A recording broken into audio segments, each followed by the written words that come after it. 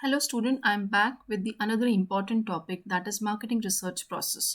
After learning the definition and feature of marketing research, now third topic is marketing research process. Whenever the word comes word come process, it involves certain steps to be followed.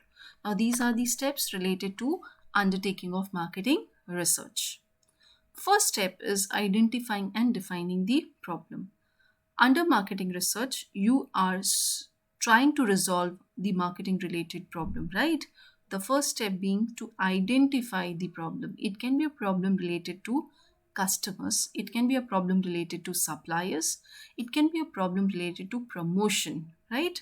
You have to first identify your problem and define your problem. Now, student, now you have to go to field research in order to solidify, yes, this problem persists. For that, you need to undertake primary investigation with the customer or with the supplier. If it is a problem related to supply, you need to talk with your suppliers. If it is a taste and preference problem related to customers, you need to talk to your customers what else they want, what improvement they want. So you need to collect the data from the customers, known as preliminary investigation. Third step is determining the data needs. Now data can be collected from primary and secondary, right? So you can be collecting directly by having an interview with your customers, or you can also collect through observation method, or you can also do like through experiments. You can collect the data. Now these data, when you are collecting, whether it falls under category of primary data or secondary data, known as sources of data collection. So which sources of data collection are you be using, whether it is primary data, whether it is secondary data? Primary data is like field research you are undertaking, like observation, survey, like experiment falls under category of primary data. Secondary data are readily available, it is in published form. So this is a second hand source of data known as secondary data. Next talks about creates the research design. Create the research design is nothing but you are planning for your research. Without planning, you cannot move ahead in the research. Research should be well designed, right?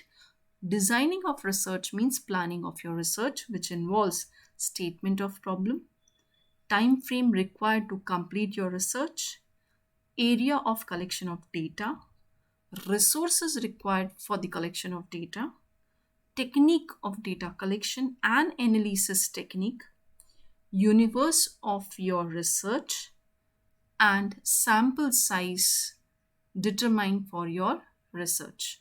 These are included under your research design.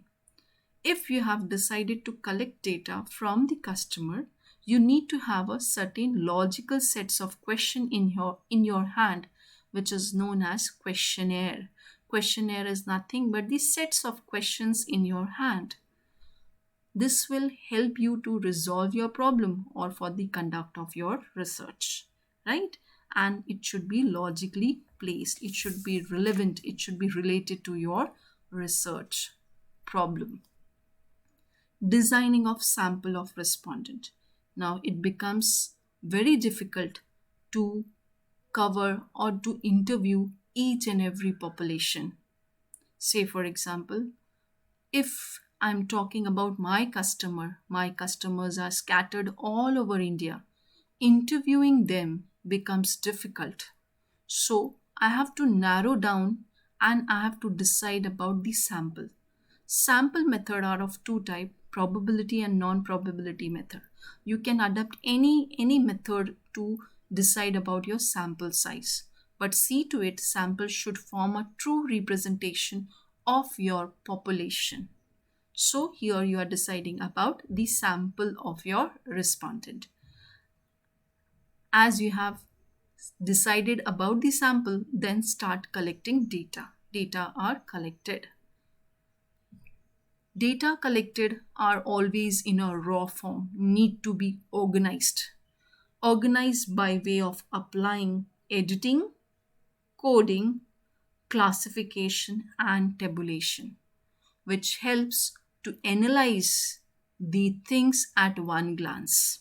So, analysis and interpretation of your data. After putting that data into a tabulation form, now simplify in your writing, saying what this data try to say, what the data going towards which direction, so known as analysis and interpretation of data. For analysis of data, you apply various statistical tools here.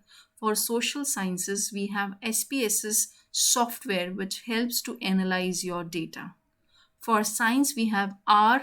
R is a language which help to analyze the data, and it is specifically used for science people. Next one is preparation of research report. Now, research report is nothing but the report you are going to submit to the superior so that he takes any action or implement the finding of your research to solve the market related problems. So these are the report. Now, report should be consisting of title of the report, table of content, that is index, synopsis. Synopsis means abstract, means at one glance what type of research, in what area, what are the findings, what methods you have used, that is included under abstract. This also should be part of your research report.